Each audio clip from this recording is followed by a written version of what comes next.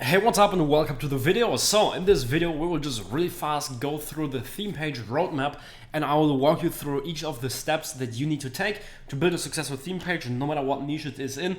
And yeah, this is basically a summary of kind of like all the videos that you can see down below, but I wanted to put this at the beginning of the module so that you already have a broad overview of, hey, this is what I will learn inside the videos and this is what I will go through. All right, so basically over here, basically down below this video, first of all, you can find the link to this sheet over here. You can just download it, or you can just open the whole thing up here within Google, and then you will have this sheet. You can read through it. You have all the links, etc., right?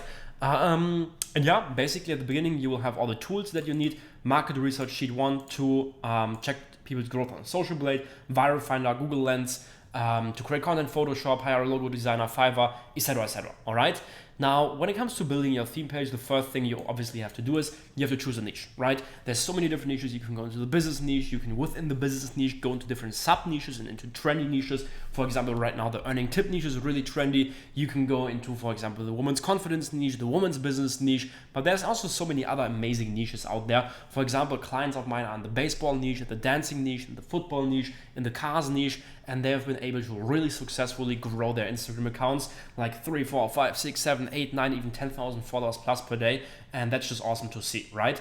Now, when it comes to finding your niche, what you want to do is, while that, you want to do the market research and actually get proof of concept, right? Because there's some niches where, first of all, it's really, really hard to grow an account, right? So if your niche, when it comes to growth, doesn't have proof of concept, means if there isn't any big accounts in the niche, then you don't want to go into the niche, right? At least when it's a broad niche and it's not like super highly targeted, your goal is to go super broad with a theme page, right? And the second thing that you want to have is proof of concept when it comes to monetization, right? So for example, within the food niche, it's really hard to monetize. We have a client with 3 million followers. It's the theme page, one of the biggest theme pages out there, but the page makes way less money than, for example, Money Focus with less than 1 million followers, right? Because the food niche is really hard to monetize, right? So you also want to get proof of concept when it comes to monetization, but we will talk about that here within this text, so make sure to read it, right?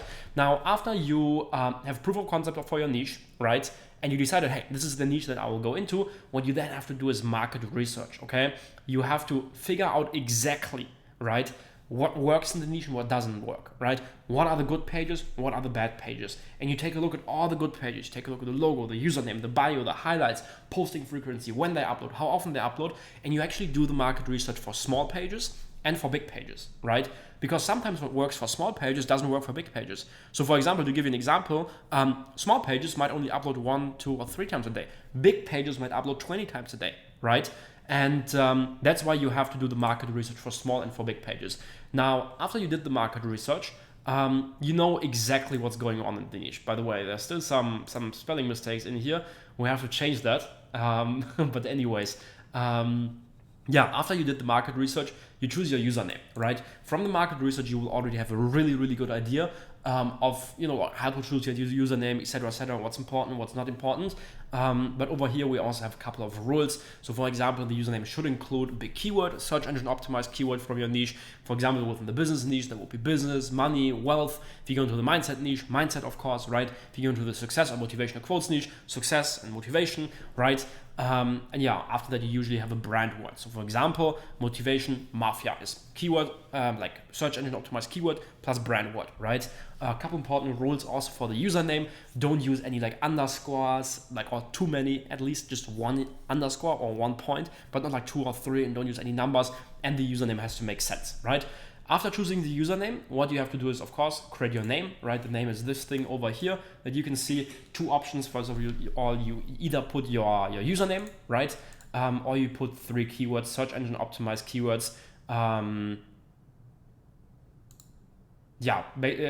Search engine optimized keywords from your niche, right? Yeah, once you have the name, you create your logo and your highlights. Very simple. Here's a few good examples when it comes to logos. Of course, maybe if you go into the travel niche or something, your logo might not look like this, right? And you just have like a nice background inside. But if you go into the business niche, for example, or if you go into a niche where people have logos, make sure to keep it clean, right? Usually 1 to 2 colors, maximum 3, right? And you want to have an icon inside or your name inside the logo that directly is in connection with the username, right? So for example, Millionaire Mentor, over here we have MM, right? And this is in direct connection to the username. Over here, this is the logo of Wealth. We have the V or the W, however you want to call it, for wealth, right? Money focus, just money focus. Words for millionaires, words for millionaires. Mindset therapy, mindset therapy. Invest, earn, save, boom, invest, earn, save, right? And sometimes you have icons inside, for example, here, here, and here, that are in direct correlation with the logo itself, right? Yeah, so basically after that, you create the bio, right? Bio has to be clean, simple, nicely structured. It has to basically give people a reason to follow, show them, hey, this is the content that you will be able to see here on this account.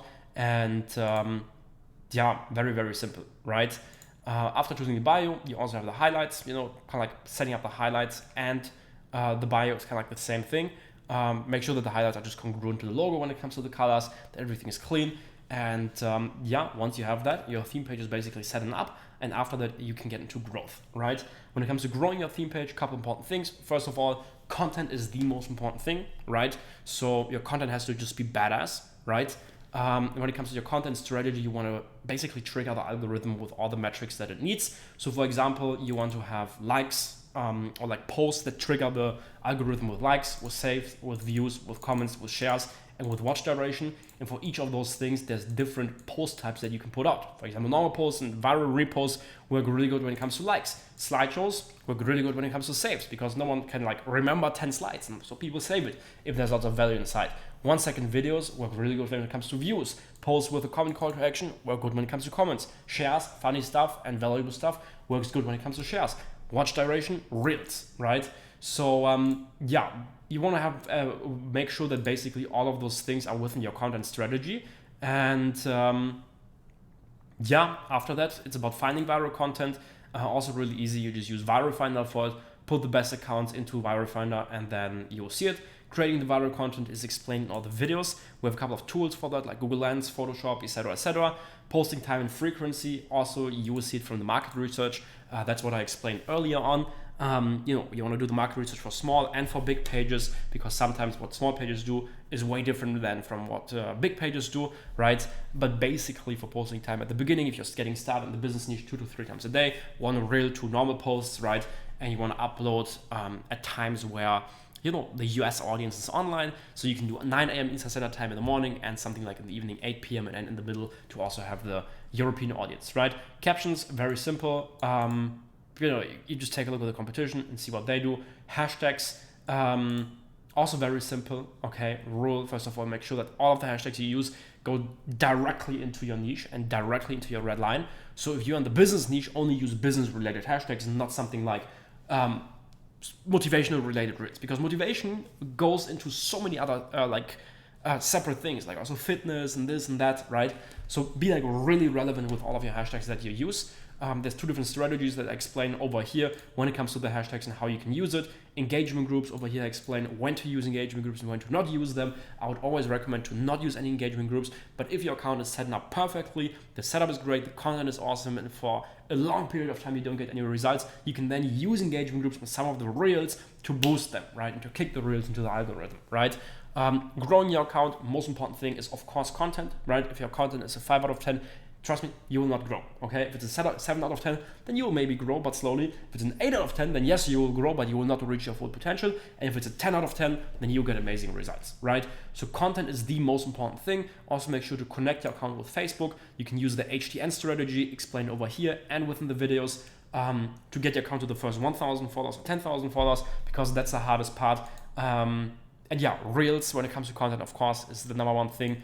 And then the main thing, right, that you should be aiming for, even with a theme page, is to do influencer marketing, right? So to get your account up, you then later on, when it comes to monetization, you monetize, you make the first money by doing affiliate marketing, by maybe selling your first shoutouts, or by selling just your own product or service, right?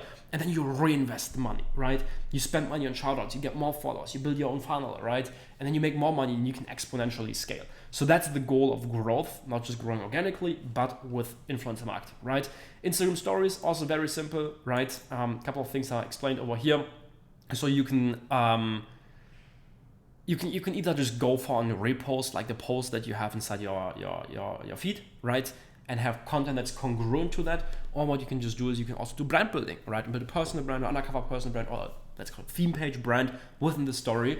But that's all stuff that we talk about in the personal branding module. And yeah, over here when it comes to monetization, There's a couple of different things you can do. Shoutouts, so I would always recommend to sell shoutouts, but not from the beginning on, only once you have like 2, 3, 400,000 followers. But it also depends on the niche, right? Because that's when you earn like $10,000, $15,000 a month from shoutouts, and when it's like actually worth it to sell the shoutouts, because when you have 50,000 followers and you sell shoutouts, you might only get like $10 or $20 for it, right? And you make $600 a month, but the growth is killed, right?